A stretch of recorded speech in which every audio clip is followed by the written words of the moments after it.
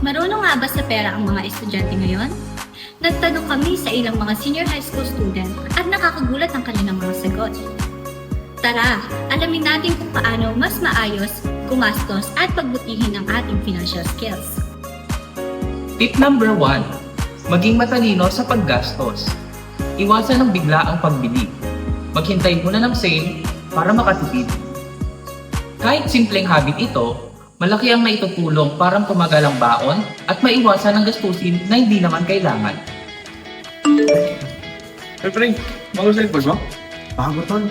Nagsik yan, binili ko na. Ganda ah. Ganda no? Oo, ayos.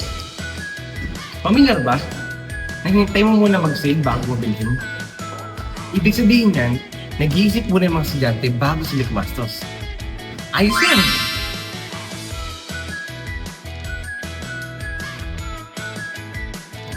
Tip number 2, alamin kung ano ang kailangan at gusto na pwedeng ipagpaliban. Makakaiwas ito sa pagsisisi sa gastos at makakatulong sa mas maayos na budgeting. Maraming estudyante ang nagsisimula ng mag-ipon kahit paunti-unti lang. Hindi importante kung gaano kalaki ang iyong iniipon, kundi kung gaano ka consistent. Buti na lang nakapick up lang tayo sa scholar. Oo nga. Parang magsampi tayo. Eh, di ba may babayaran tayo sa school? Kaya ang hirap siya.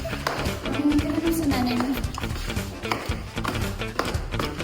Ang pag-alam ng mahalaga sa hindi ay isang skill.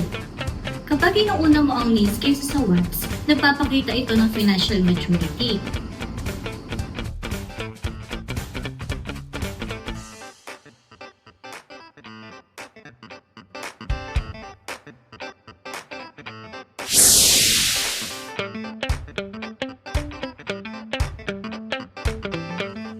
Ang pinaka-source ng financial knowledge ay hindi lamang nagsisimula sa eskwelahan, dahil nagsisimula dapat ito sa loob ng tahanan. Karamihan sa mga high school students ay natututo mula sa kanilang mga magulang.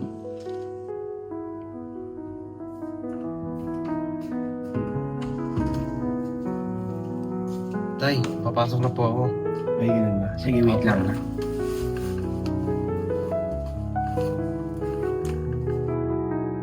O ito ah, ipinin mo yan. Kailangan ulit mo na itong mag-tipid. Opo, tay. Sige, ingat ka ah. Maraming Sige. salamat po. Ay, Ito yung gusto ko libro ah. Meron na pala ito sa ah, ito. ipinin mo yan. Kailangan ulit mo na itong Hindi mag-tipid. ko kaya ito. Opo, tay. Ingat ka ah.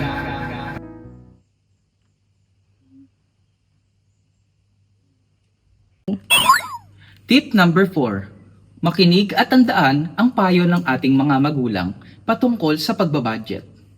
Makakatulong ito upang ma-develop ang ating budgeting skills. Bilang isang estudyante, mahalaga magkaroon tayo ng kaalaman patungkol sa usaping pangpinansyal. Mahalaga ito bilang paghahanda sa mas malaking responsibilidad sa ating buhay. Tamang kaalaman, tamang kinabukasan.